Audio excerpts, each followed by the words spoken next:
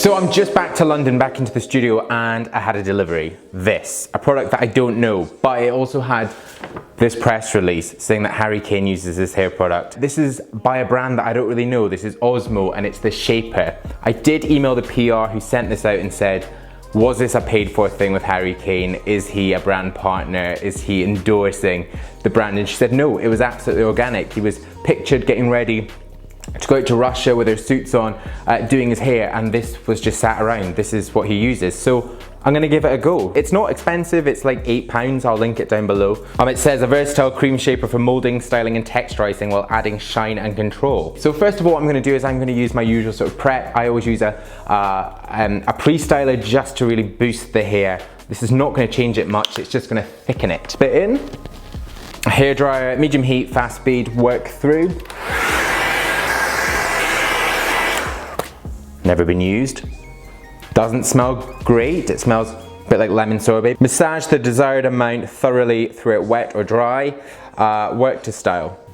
Actually, it's got a lot, it's thicker than I thought it would be. I thought it would be really overly creamy. It's got a touch of sort of waxiness to it. Ingredients, it is water-based, and it's got lanolin, which is a type of wax, alcohol denna, which is basically denaturized alcohol, petrolatum. So it is water-based, but it does have some of those oilier sort of properties, which I'm guessing is going to give it the shine.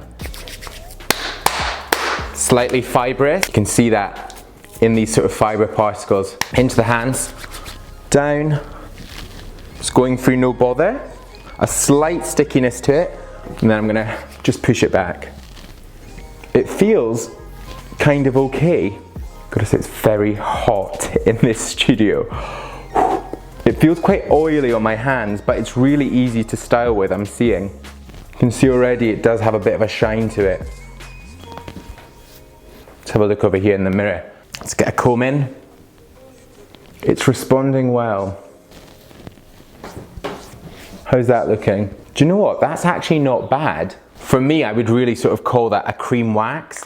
It does, as I say, you know, with the texture and the consistency, have that slight waxiness to it, but it also looks and feels like a cream.